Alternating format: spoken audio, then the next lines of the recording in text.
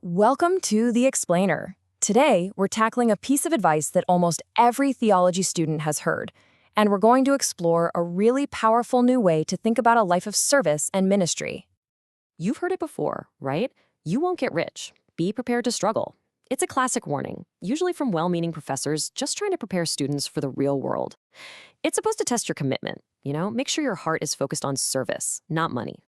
But for one writer, this constant warning, it just didn't sit right.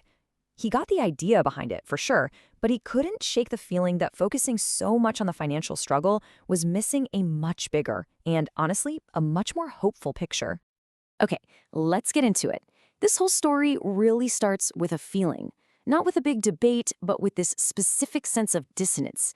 That something about this whole narrative is just off. And there's a perfect word for this feeling in Japanese, iwakan. It's that subtle sense that you're hearing something true, but it's not the whole truth. And that's exactly what this writer felt every single time he heard that his degree was mostly defined by what it couldn't earn him. Now look, he wasn't being naive. He knew the Bible itself warns that the love of money can lead you down a bad path. But he saw a really important difference here. The professor's warning wasn't about the corrupting love of money, it was about the simple lack of it. And that emphasis just felt wrong. And this leads us to a really critical question. What actually happens when you just keep hammering a negative warning over and over again? Does it even do what you want it to do? So the writer started to wonder, could this whole narrative, which is supposed to build resilience, actually be doing the exact opposite? Was it scaring people away? I mean, for every one person who hears you'll struggle and thinks I'm all in, how many others just hear this isn't a smart path for my life and just walk away? And this isn't just some philosophical argument. It has very real-world consequences. Take Japan, for example, where there's a critical shortage of pastors that's seriously threatening the future of a lot of congregations. Now, the reasons are complex, but a story that paints ministry as a path of guaranteed financial pain, well, that's definitely not helping. This is the stark realization he came to. If the main message we send to our next generation of leaders is all about lack and struggle, then this really dire prediction could become a self-fulfilling prophecy. So, faced with that potential crisis, the writer suggested a complete, radical shift in thinking, moving away from a mindset of scarcity to a new perspective that's all about abundance and grace. He reframed the whole discussion around this idea of grace, or megumi. The idea isn't that you're going to be rich, it's that your needs, all of them, tangible and spiritual, will be met. So the challenge completely changes. It's not about how to endure having nothing.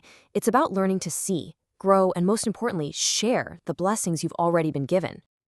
Okay, so this is a beautiful concept, but what does it actually look like day to day? How can a modern pastor really live out this vision of shared grace in the 21st century? He gives us this really powerful analogy, a bicycle. You need two wheels to move forward, right? The inner wheel is that deep core commitment to your local church, your community. But you also need an outer wheel. You have to proactively reach out and share your gifts with the entire world beyond your church walls.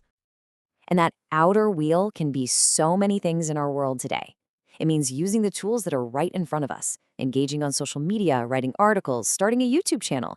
These things aren't distractions from ministry. They are modern forms of ministry. They are all ways to share the grace you've received with a much, much bigger audience. And this leads to a pretty challenging thought. If a pastor says, I'm struggling financially, but they haven't even tried to engage that outer wheel, they haven't explored these different ways to share and connect, are they maybe overlooking the very provision that's available to them? Are they kind of accidentally putting a lid on their own potential?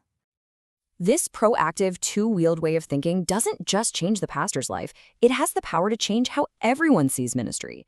It creates a brand new, way more hopeful vision for the future.